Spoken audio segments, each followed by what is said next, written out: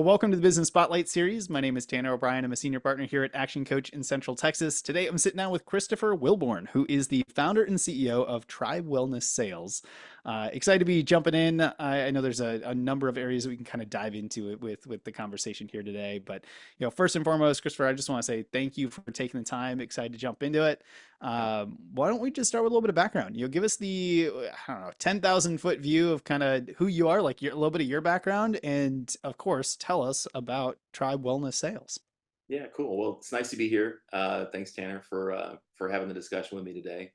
I'm the CEO of Tribe Wellness Sales. I've been an entrepreneur my whole life. I just turned 40 last year, and entrepreneurship is all I've ever known. I'm thoroughly unemployable. I've been I've been employed for various stints throughout my life. I found it incredibly uncomfortable, and the entrepreneur's journey is something I've been on pretty much since I was 18, 19 years old. And it's all been around sales, anything that has anything to do with sales. I've sold everything, just trying to find my way by selling. And about 11 years ago, I combined my personal passion for fitness and health and wellness with what I believe is my personal superpower, which is sales and sales management. And I write, I'm a writer, so I write a lot of sales scripts. And those two things kind of came together about 11 years ago. And over the last 11 years, I've been very, very honored and privileged to be able to help some really cool fitness and health and wellness brands scale their sales. And that's what I've been really focused on. I live down here in Austin, Texas, on Lake Travis, and I love the sunshine. I love the community here. And we've grown Tribe Wellness Sales to, I think we're in 7 or 8 countries. I was just sharing with you before we started. This is the first time I've ever even talked about it. I don't really, admittedly, self promote very much, so I'm not sure what to say about it. I'm just the type that's very used to being heads down and grinding and kind of hustling in the shadow. But yeah, in a nutshell, we sell health and wellness products. We help health and wellness brands sell specifically over the phone. It's something that not a lot of people know how to do, especially they don't know how to scale. And so our clients are, a lot of health and wellness practitioners, supplement brands, fitness brands, who are doing a great job of marketing and selling their products online, but they want to be able to connect with their customers on the phone. So we kind of come alongside those businesses and teach them how to do that. That's really what we specialize in. Oh man, that is so cool. I'm excited to kind of dive into that piece and maybe have a little bit of time to geek out on Yeah, sales and phone sales and all that kind of stuff sure. for a little bit here. But yeah, let's set a little bit more of the stage before we kind of dive into kind of the journey a little bit deeper in the business itself. So you got the title of founder and CEO. Are you sole founder? Do you have business partners that kind of came along the journey with you? Kind of what did that experience look like for you as you kind of navigated through the last 11 years?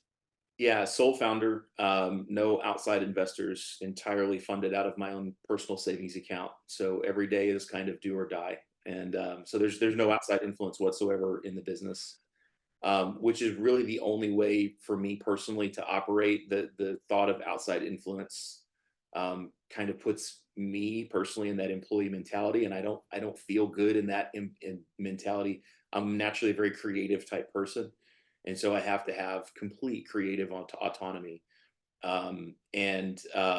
That's just something that's really important. So yeah, I do have a team that's been with me for a really long time, and they're amazing. Most of my team, we've been together for 7 or 8 years over this journey, and they've helped with scaling multiple brands with me. Oh, man, that's fantastic to have employees that have been around that long, especially in today's day and age. I know Yeah, that's not always commonplace. So that's, right. congratulations on that. That's fantastic. Yeah, Uh, I call it keeping the band together. We've been through some ups and downs, and we've been through some really challenging times. And through it all, we love what we do. We really love helping people. We love helping brands, and we love helping the brand's customers because we're selling something that we just personally believe in. And so we feel like we're playing the infinite game. We feel like no matter what form it takes, this is what we're going to be doing from now on. We're going to be helping people in this way. And so when you kind of have that mentality, you attract the right people, and then you lose the people that didn't fit. And that's kind of where we are today. We've got the core group of people that understand what it is that we're actually doing every day. Hmm. So, what does your role look like? So, title of CEO. What does that look like in your business today? Kind of what I always like to, how many different hats do you wear in the business? Like, if you look at like different departments or roles within the company, like where do you sit and kind of spend most of your time?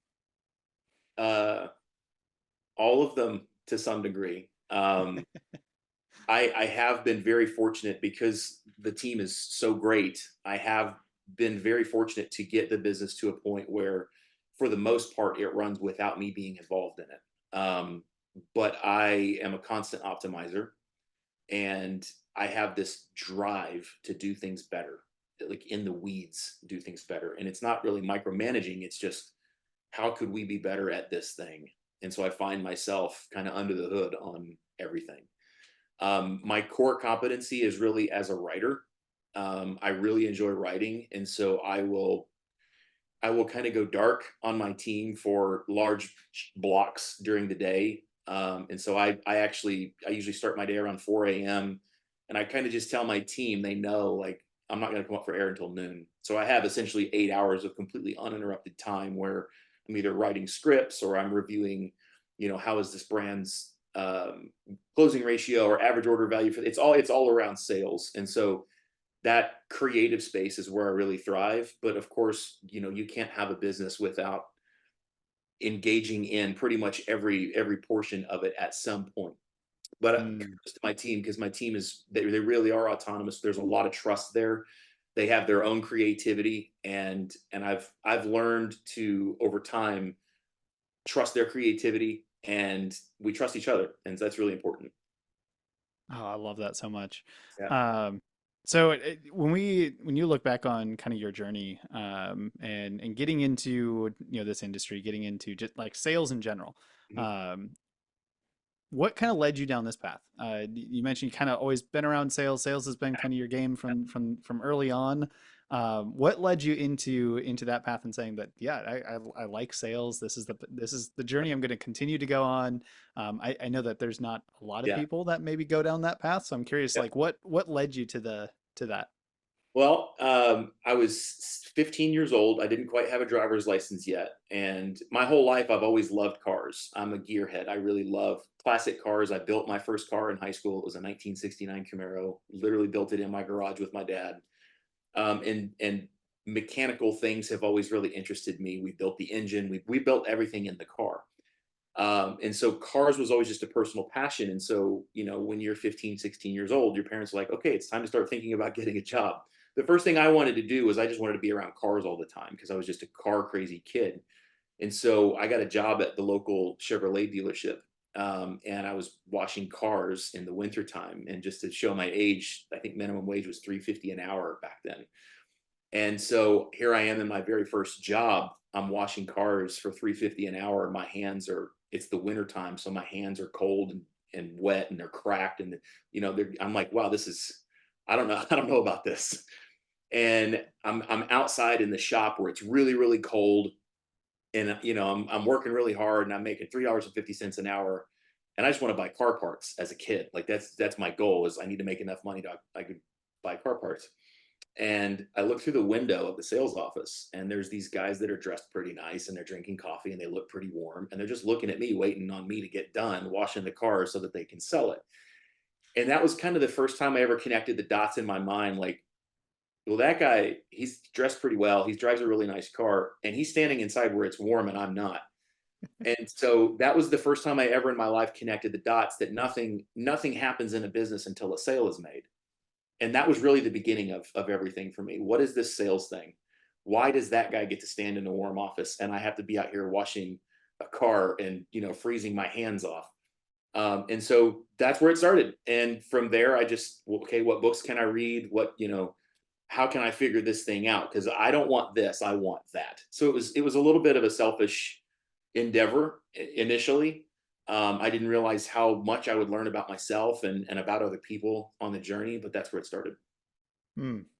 So as you just out of curiosity, because I believe you had said you've sold a whole bunch of different things Yeah. along the way. Yep. Um, looking at the different from services to products and long sales cycles, shorter sales cycles, things like that. Yep. Um, Kind of what have you learned in your sales journey from maybe seeing a whole bunch of different types of things that you could sell and Yeah. different ways to sell it? Kind of what are some of the top lessons or top things that have come out for you Yeah. that make sales successful?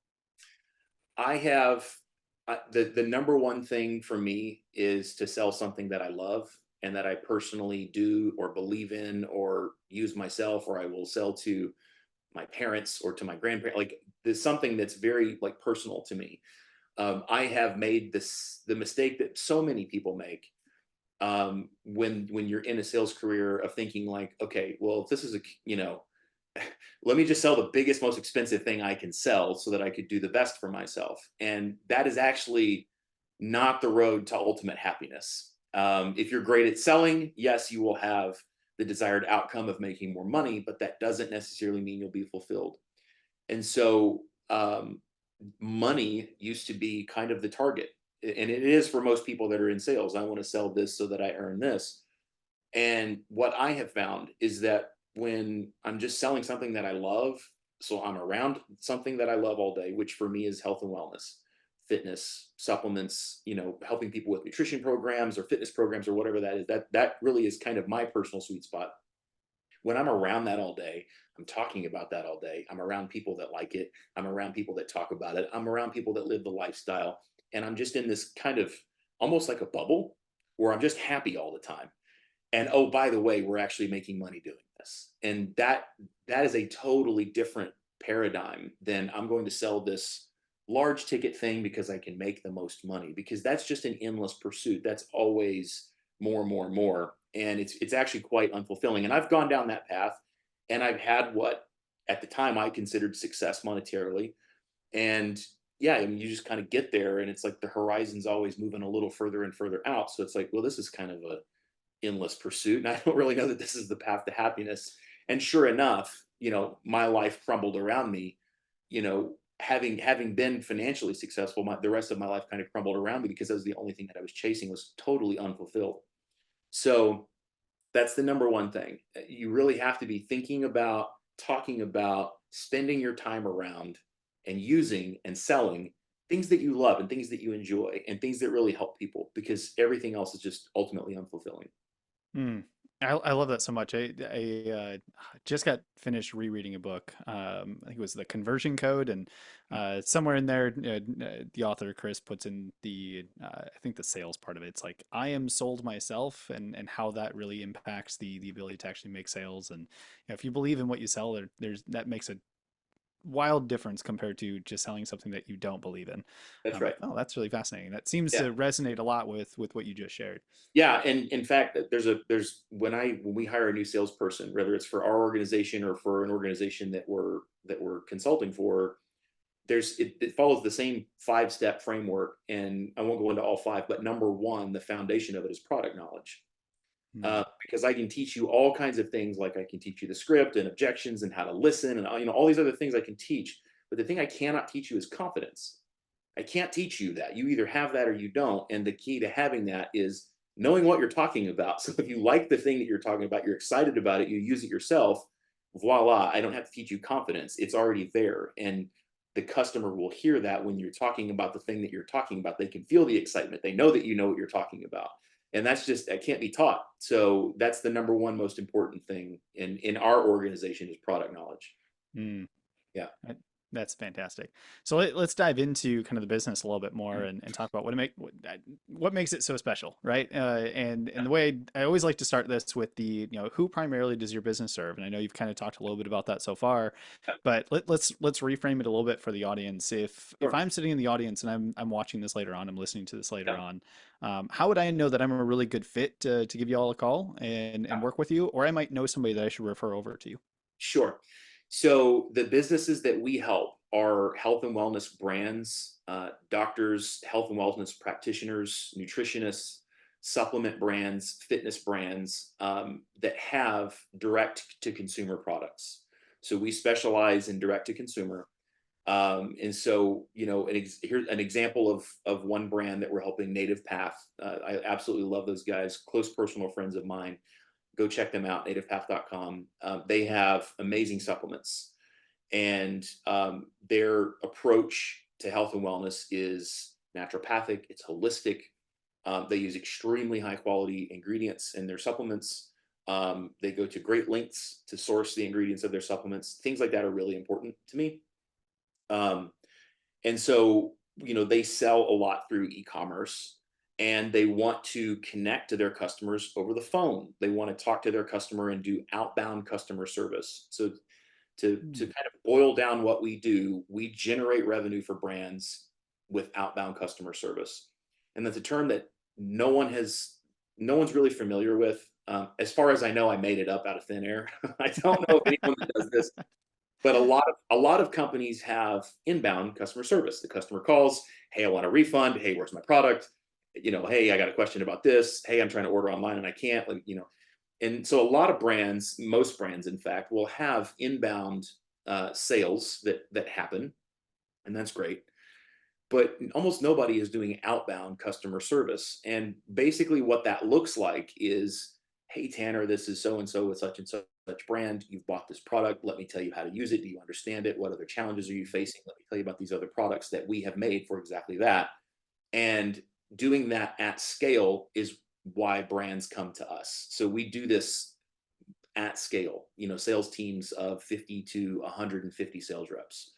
So, but we've done it as small as 5-person teams, and it's the principle's the same, but we do have a lot of experience scaling up to enterprise level brands. Oh, that is really cool. Yeah.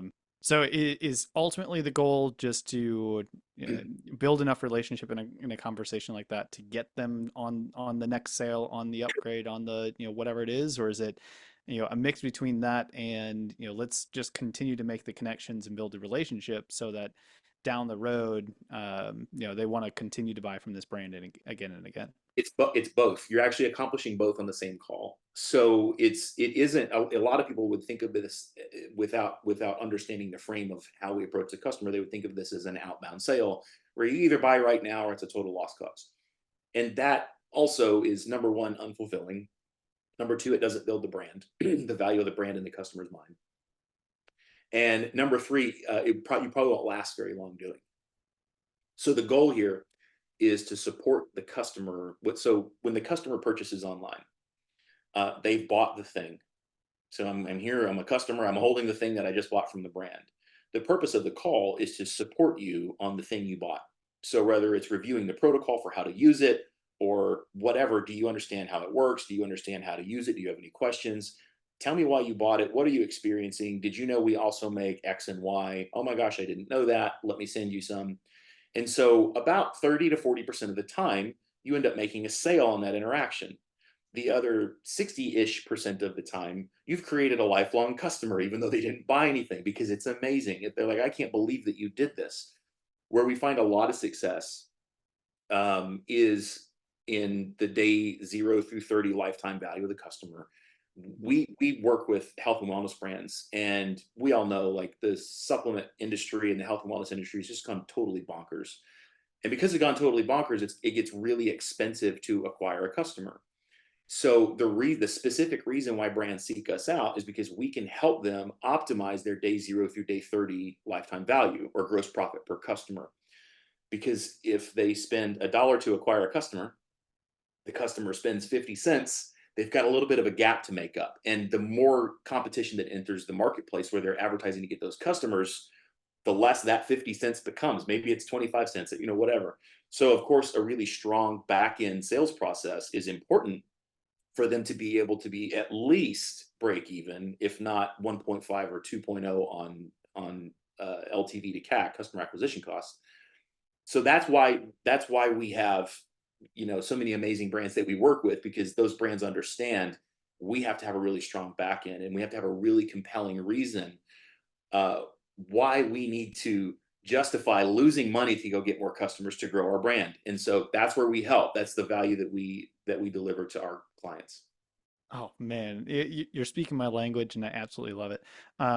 So When walk me through just a little bit on what does it look like when you would bring on a new client to work with, and you're kind of working. Do you completely build out the system and kind of do the outbound for them? Is there a mix where some brands are you'll build out the system and their team will do the outbound? Kind of Yeah, what does that look like yeah. most of the time? There's three different offers for from Tribe. The first is just executive coaching, just paying me for my time to tell you what to do.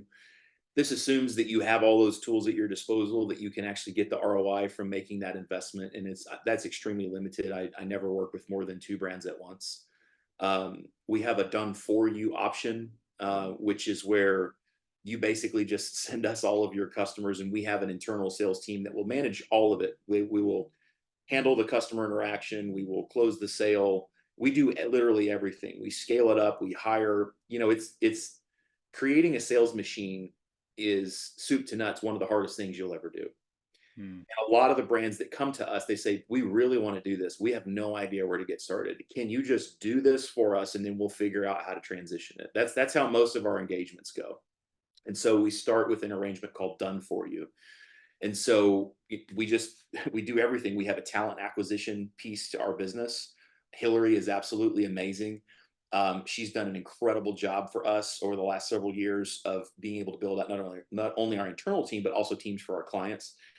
Um, so we'll do all of the hiring, we'll do all of the training, we'll do all of the consistent performance coaching in a done for you arrangement until we hit some either time milestone or sales target, and then say, okay, now let's go ahead and transition to what we call a done with you model, where we will essentially continue our performance coaching. You can continue to leverage our technology. We've got a proprietary sales tech stack that we've built out over the last several years that we've invested a lot of blood, sweat, and tears into to make the mistakes, test, all of the things that have to happen to get something like absolutely right, from a sales rep's UI to a manager's UI to the executive's UI to the client's UI. We've got all that dialed in. And so when we start a done for you arrangement, we just bring the customers, the client's customers into this system. It's plug and play. It's ready to go. And so we're not scratching our head figuring out, how do we want to do this? What does this look like? We've done this over half a dozen times for Fortune 500 level brands. So, but where we're really looking to scale, obviously we have a pretty limited bandwidth to be able to do that. We can't do more than one of those at a time. I mean, Hmm. just otherwise, we're going to sacrifice quality. So we've consistently got a pipeline of clients, on a waiting list that say, whenever you are, the client that you're working on now, whenever you transition them to their next phase and done with you, we want to be the next done for you so that you can spin this up. And we can spin things up relatively quickly, because it's just success leaves clues. It's a repeatable pattern. It's a repeatable process that we've done many times. But really, the scale of our business is in done with you. And the two things that we deliver there, we have a core team of performance coaches who have been with me personally for many, many years. And so they understand the 5-step training protocol. They understand what we call the one thing performance training, where, they take the reps feedback from their sales interaction, then they listen to that reps call, and then they prepare customized training for them, the one thing that they need to improve. And then we train them, and then we certify them in that one thing. It's like, okay, Tanner, you're much better at this particular part of the sales pitch now. Let's get out there and get back after it. So that is the grind. That is the work. And you asked what we do. That's what we do. It's that over and over and over and over again, as many times as it takes. And so, in order to have an efficient sales team, you have to have the highest possible average daily gross per sales rep. Otherwise, you're not going to be able to scale profitably. So that at the core of our business, that's what we're doing. And we're leveraging the sales technology that we've built over the last several years to be able to do that quicker and quicker. Every time we do it, we get faster, which is great. So, but yeah, just to kind of put a punctuation on the end of that thought, the real scaling opportunity for us is to be able to do that quicker for someone so that we can quickly move into a done with you arrangement. The done for you arrangement, admittedly, were very expensive. The done with you is there. You would never fire us. We do that so inexpensively. Like, there's just no way that you would ever get rid of us. And so that's our goal, is to move everybody to that, because we want to be vested in the long-term success of these brands that we're helping. Oh. That is so cool. Yeah. So I got to ask around sales scripts before we kind of move to some of Yeah. the questions. We'll get to kind of some wrap up here in a moment, but sales scripts. What are some of the like key points in a successful sales script? If you were to like boil it down to some of the fundamentals that successful sales scripts have versus just a script that somebody may have tried to write, what are some of the key components or qualities of a really good sales script? Well, knowing why you're doing what you're doing. So across, whatever industry you're in, know why your intro sounds like that. Know why your discovery sounds like that. Know why your whatever, fill in the blank. Why does this part of the script, why are you saying this? Is there a reason that you're saying that? If there's not, then you don't understand the way your customer thinks.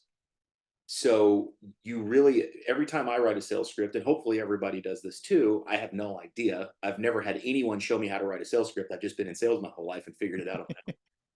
I always script out the customer's part, because if you're not doing that, you're not trying to look inside the customer's mind to anticipate their objections. And my team is so tired of hearing me say this, but I say it literally every day. The easiest way to overcome an objection is to prevent it from ever happening. Mm, And to prevent it from ever happening, you have to plan the script accordingly. I know that if I say this, you're very likely to have this particular objection. So, how can I craft a script in a way that I answer that question before you ever open your mouth, so you never have to say it? So that's really important for your script. The other, especially if you're leading a team, it's one thing if you're writing a script for yourself. You're kind of creating your own guidelines. There's a lot of weirdos out there like me who will write their own script for themselves, not share it with anybody. I did that, which is why I was successful in sales when I was successful in just in a sales role. But it's a whole other thing to create one to duplicate your success or to duplicate the success of your top producer. That's a whole other animal. And then you have to begin factoring in, is this digestible? Is it understandable? And can you explain it to a 5-year-old? Because if you can't, it's not a good script. So it doesn't matter how smart you are. It doesn't matter how much you know about your product. Can you explain this script to a 5-year-old? And if you can, you have a phenomenal script. I'm not downplaying the intelligence of a salesperson. I am a salesperson, so if I'm being if I'm being deprecating to anyone, it's to myself. But the point is, it needs to be really clearly understood. And the way that I do that, the way that manifests for me, is I break it down into sections. There is an introduction, there's a discovery, there's a section, especially if we're selling something on behalf of a health and wellness brand or a doctor, or there is a protocol for the thing that the customer has purchased. There's a commitment to maybe change some lifestyle habits. And in sales terms, you might call that a trial close. For anybody that follows any of the old school sales trainers, you might listen to them say something like a trial close. In health and wellness, we call it a commitment. So we're selling a commitment to change your habits, whether it's eating better or moving more or whatever the commitment is. If I say, Tanner, can you start walking? Like, try to get like 6,000-7,000 steps a day. You sit at your desk a lot. Is that something you can try to? And so if Tanner's like, I don't really want to do that, it doesn't really sound like something I want to do, it's actually not very likely that you're going to be open to the idea of incorporating maybe an additional product into your lifestyle. But if you're like, dude, that totally sounds like something I can do. You really got me charged up. I'm really energized. Yeah, I can start walking more. I can drink 8 glasses of water a day. Fill in the blank with whatever the thing is that you want them to change their lifestyle. In sales terms, you call that a trial close. The way that I refer to it is a commitment in a protocol. So why is that important? Because I need to know if you're going to be receptive if I present the idea of incorporating another product.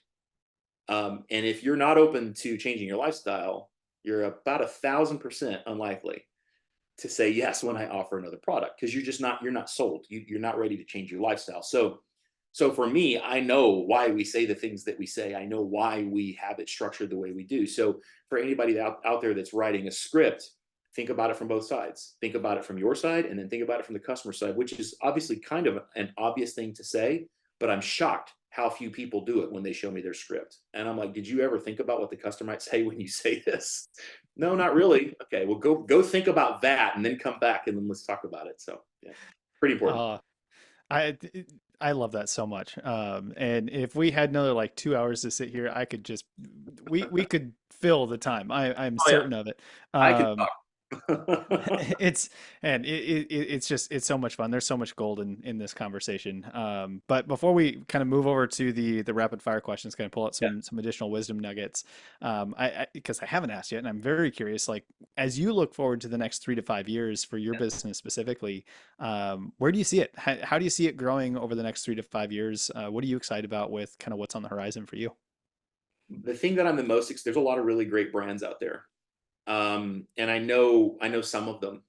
They're my friends. I'm in Austin. We've got a really great health and wellness community. A lot of them are based here. So I know them personally. They're doing really great stuff. They're going out of their way to make really great products. They're going over the top. Some of not all of them. I'm not speaking about every brand or every company, but there's some that are really going the extra mile plus to deliver something that's like totally unique to the market. The thing that I'm the most looking forward to over time is being able to meet each of those brands and the thing that they're doing and help them with what I do and what we do as a brand, what we do as Tribe, help lend our superpower to what they're doing because those things in the marketplace have the potential to just skyrocket past everybody else. There's a lot of brands out there, especially in health and wellness, that are just a Me Too brand. Oh, yeah, me too. We do that too. We've got a this, we've got a that. There's a lot of those. There's a ton of those. But there are some that the founders, the co founders, the partners, and the investors in some cases, they're actually genuinely trying to help people. They're actually, it's not a money grab. And a lot of the people that I have met in this business, or you will meet in this business, I guess in any business, maybe I'm just focused on my industry, but it is a money grab for them, and that's okay. I mean, if that's the game you're playing, that's the game you're playing, and we can help do that too. We are a sales organization, but really, like at the core of it, there's a really small group of people that we want to help, and Mm. it's the people, in my experience, some of the best, chemical engineers or doctors or nutritionists, or they're not the best salespeople and they're not even the best business people. Those are the people that we want to help because they have something really unique to offer the world. They're really here to help people, but they need the sales engine to make it something that they can spend their time doing, to bring in the money, so to speak. That's the thing I'm the most excited about. I know a lot of them, but I don't know all of them. So I'm looking forward to meeting all of Amazing. All right, let's shift over to a few rapid fire questions. them. Sure. 'Cause I think it's fun to kind of pull out some additional wisdom nuggets here for the audience. The first one is you look at kind of your journey overall. From the last 11 years of kind of building into this and kind of the journey prior to that. What would you say for you has kind of been your key to success? Oh wow. Doing what feels right. It's a feeling. It's not a thought. Really living in my intuition and my instinct. This feels like the right thing that I'm supposed to be doing. Mm, Um, and in most cases, it's like a muscle, and the more you work it out, the stronger it gets.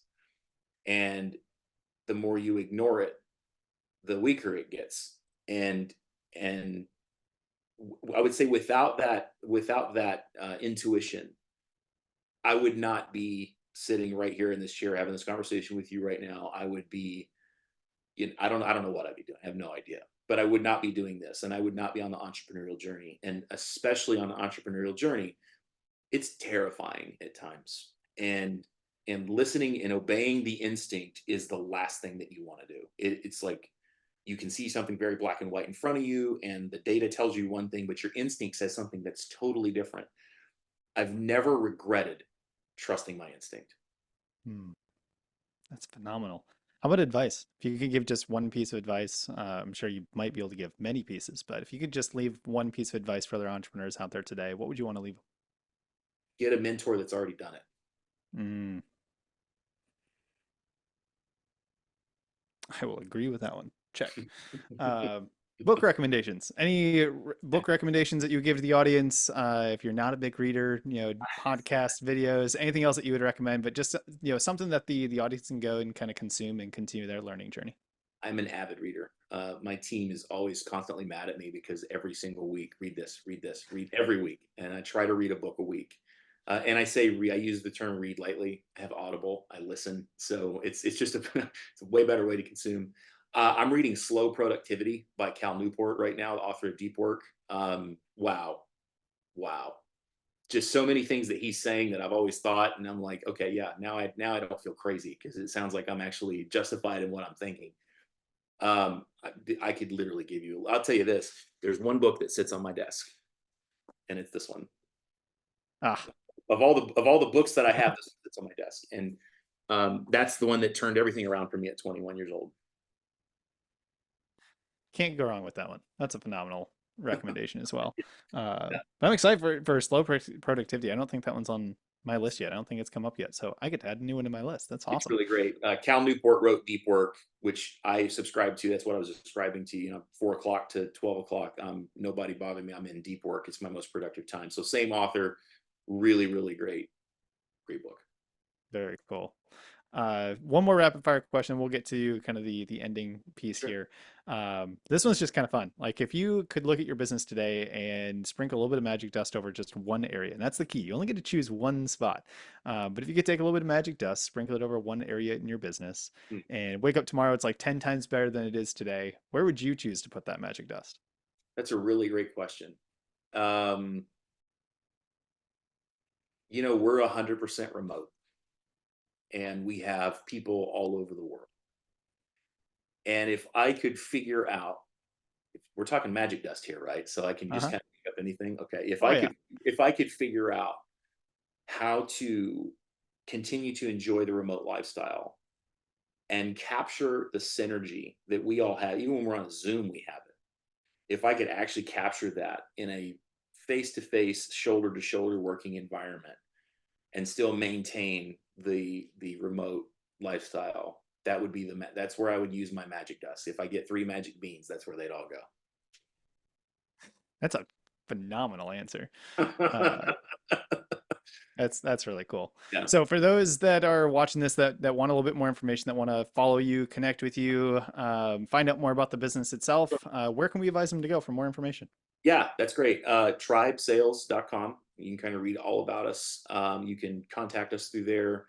You can read a little bit more about, some of the things that we support in our community. You can read about the services that we provide. You can see all of our team members. If you're interested in, employment opportunity, you can apply right there on the site. Of course, you can find us on LinkedIn and all the social, Facebook, Twitter, X, kind of all those usual places.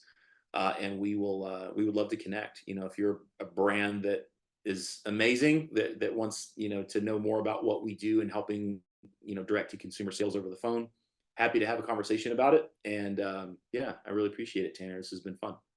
Awesome. I'll make sure to put the website link and everything in the video description below. I think you're on LinkedIn as well, so I'll probably throw that in there. So Yeah. if you're watching this later on, go down, click the links, check it all out. Jump on LinkedIn, send a direct message, say, hey, saw you on the Business Spotlight, great to connect, all of that fun stuff. But outside of that, I always like to end on just like one very specific question to kind of wrap out these conversations, and that's simply, what is most inspiring to you today? Oh wow. Um, wow, that's a really good question. It's a really good question. Um, the people, the very specifically, it's the founders that I work with. Um, I get to interact with people who have been through fire that most people don't understand.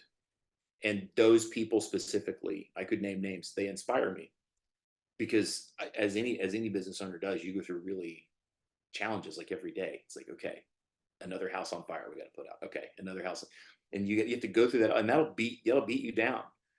And being able to be connected to people who are also in that game is very inspiring to me. That inspires me, and what's driving them specifically for us, because we're in the health and wellness industry, is doing what we do better. We want to be better at what we do than we were yesterday.